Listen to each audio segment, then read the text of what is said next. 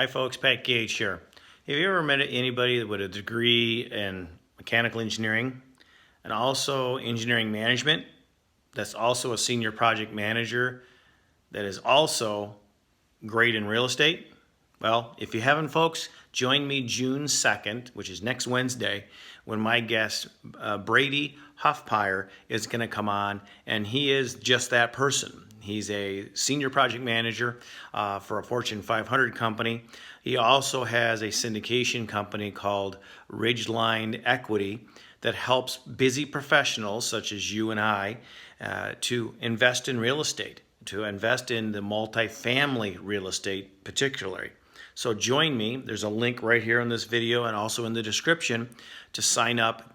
Reserve your spot for Wednesday, June 2nd at 7 p.m.